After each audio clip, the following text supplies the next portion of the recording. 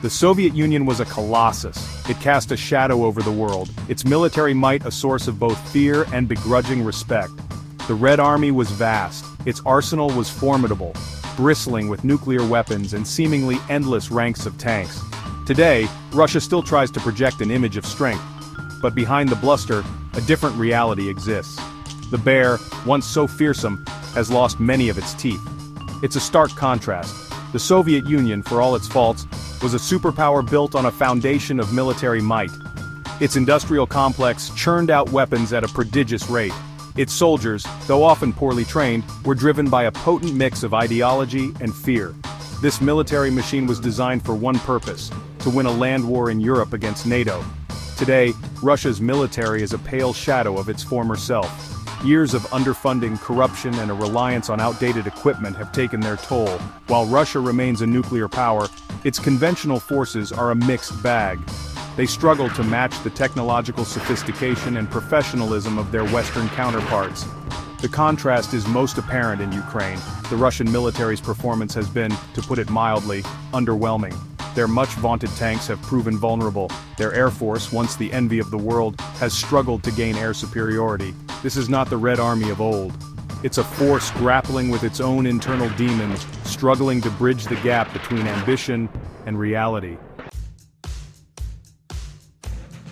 The roar of MiG jets once sent shivers down the spines of Western pilots. The Soviet Union, particularly during the Cold War, was renowned for its powerful air force.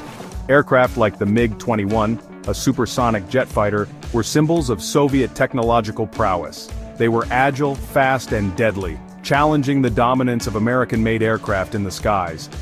Today, Russia's Air Force paints a different picture. While it still boasts a large number of aircraft, many are aging relics of the Soviet era.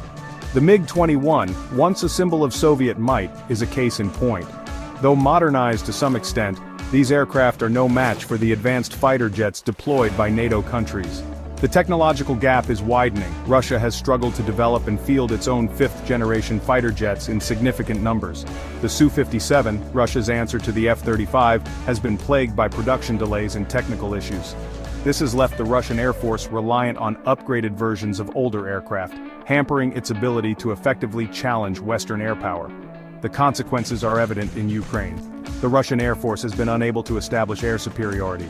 This has limited their ability to provide close air support to ground troops and interdict Ukrainian supply lines. The once mighty wings of the Russian bear have been clipped. It's a stark reminder of how far Russia's military has fallen behind in key areas. The Soviet Union's missile program was the stuff of legend. From the fearsome R-7 intercontinental ballistic missile, capable of striking targets across continents, to the SS-20 intermediate-range ballistic missiles that kept Western Europe on edge, Soviet missiles were a constant threat.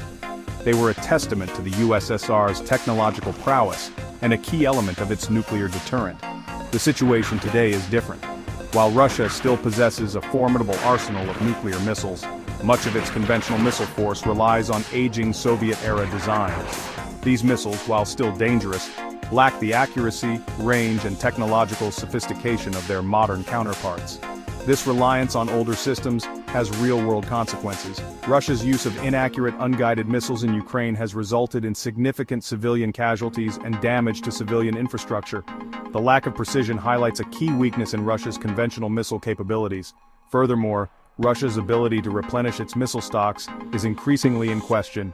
Western sanctions, imposed in response to the invasion of Ukraine, have restricted Russia's access to key components and technologies needed for missile production. This has forced Russia to rely on dwindling stockpiles of older missiles, further eroding its military advantage.